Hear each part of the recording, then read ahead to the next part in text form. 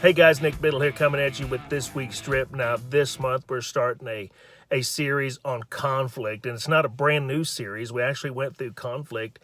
Boy, it's maybe early 2016. Some of you guys have been on the Drip for a lot of years, and we're going to bring a little more detail to this. But I figured if you hadn't heard, or if we haven't talked much about conflict in the last 3 years, we probably should talk about it again. If your life is like mine, I experience conflict in just about every area of my life, in work, at home, with my spouse, with my kids, with family members.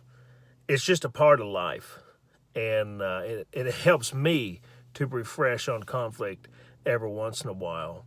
But we're gonna bring a few more new details to conflict this series, and we're also going to cover some of the old ones.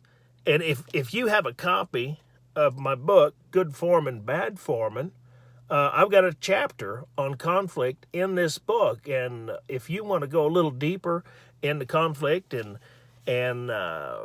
read up on it, pull out your copy of that book and go through it. If you do not have a copy of Good Foreman, Bad Foreman, I'm not trying to sell you one. I will give you one. All you have to do is email me and just tell me how you're using the Drip with your crew or with your organization and how it's benefiting you. And you do that short and sharp email, I will send you a copy of that book.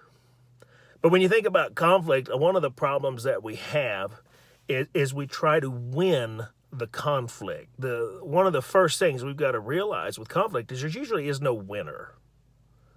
I think it was Bill Murray who said it's difficult to win an argument against a smart person, but it's damn near impossible to win an argument with a stupid person. How many of you have been in an argument this week with a stupid person?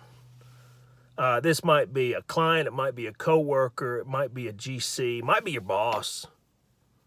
Don't tell them, but it might be. And when I say stupid person, I don't mean just intellectually dense. I mean just somebody who's just not looking at it from the right perspective. Because we can all have moments in our life when we are stupid. And anybody who's going to jump into a fight just because there's an opportunity to win an argument and prove that they're right, that is a stupid person. Because one of two things are going to happen. One, they're going to look like an idiot. And when they do look stupid, they're going to just dig their heels in. They're going to fight a little harder just to prove their point. But even if they do prove their point, did the other side, the loser, did they gain any respect for that individual? Were they really convinced they were wrong? Or were they just really to the point where they didn't want to fight anymore, so they just tap out? You know, a lot of times we will get in a fight with somebody and they might, on the surface, look like they win, but they're really lost. Because we're like, well, that person's an idiot. I'm never going to work with them again.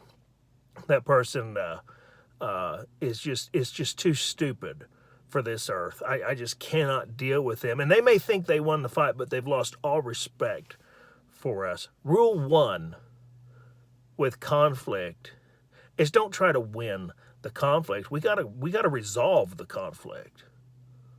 We've got to leave that argument, that confrontation, with both sides willing to work together, not looking for a winner or a loser. We all know somebody who is looking for a fight. And I want to challenge you to ask yourself, are you looking for a fight? If you are, it might make sense to rethink that. Maybe we need to just be looking to resolve. Because at the end of the day, it all comes back to productivity and return on investment. We got to resolve these issues so that we can get our work done, continue doing what we love. So step 1, resolve the argument. Don't try to win it. And in these next few steps, we're going to go into deeper about how to do that. Now, guys, this week is 4th of July. Enjoy your family. Enjoy the freedoms that we have. And don't forget why we have them. Till next time, take care.